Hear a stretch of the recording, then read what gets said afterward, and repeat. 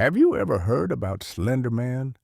Some people say he is just a creepy internet story, but others believe he is real. The legend says Slender Man is a strange paranormal creature that abducts children. People who claim they saw him describe him almost the same way every time. They say he looks like a very tall man, taller than any normal human, wearing a black suit with a white shirt and a black tie.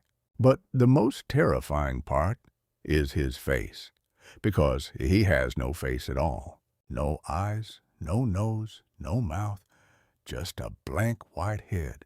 His arms and legs are also unnatural, long and thin like sticks, and some stories say he can stretch his arms as long as he wants. Even worse, people claim that sometimes black tentacle-like arms come out from his back. The legend says that whenever Slender Man is near, strange things start happening. People suddenly feel sick, get nosebleeds, coughing fits, headaches, and they can't sleep at night. They feel paranoid, like someone is watching them. Some stories even say Slender Man can control your mind and make you forget things, like your memory gets wiped. Most sightings happen near forests, empty roads, and quiet places where no one is around. And the victims are usually children. Slender Man doesn't attack like a loud monster from a movie. He is silent. He just stands there, watching, and slowly the child starts feeling confused, scared, and almost hypnotized, until the child starts walking toward him as if they are being controlled. Once the child reaches him, they are never seen again. Some versions of the story say Slender Man is not a new legend at all. They claim that long ago in Germany, old woodcut pictures were found that dated back to the 16th century. In those pictures, there was a tall, faceless man called der Großmann, which means the tall man. The legend said he lived in the Black Forest, and at night he would creep out from the trees and take away bad children. There is also a chilling journal entry from the year 1702, where a father wrote about his child screaming in fear and saying, "The tall man is outside." The father didn't believe him and thought it was just a nightmare. But the next day, the child disappeared from his bed. The only thing left was a small scrap of black clothing.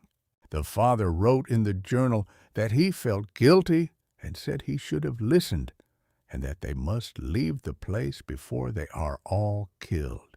Another old story tells about a family living near the woods.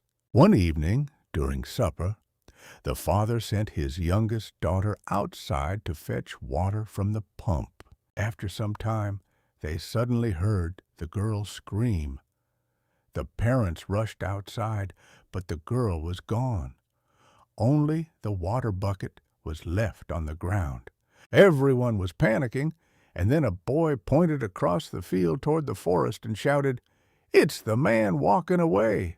In the orange sunset light, they saw something tall and thin moving near the trees, like a man walking away. But it was too tall to be human. The family locked their doors that night, stayed silent, and left the area soon after.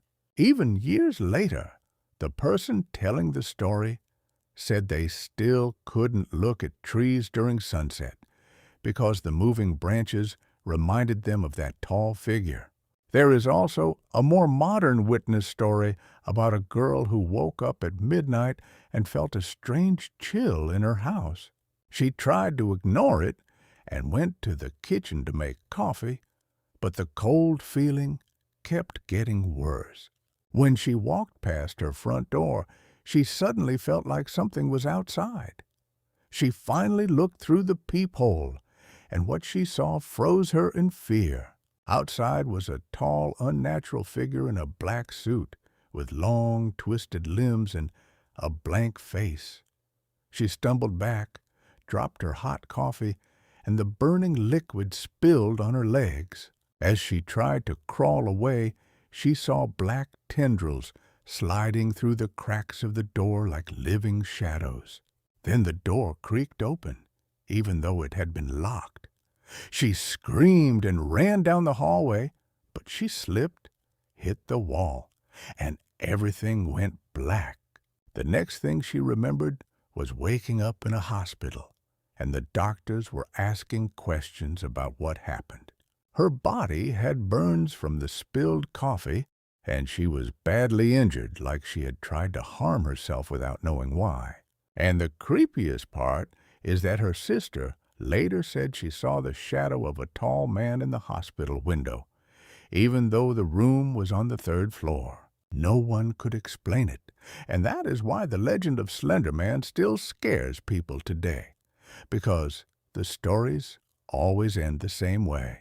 A tall, faceless man appears, strange things happen, the mind starts breaking, and someone disappears.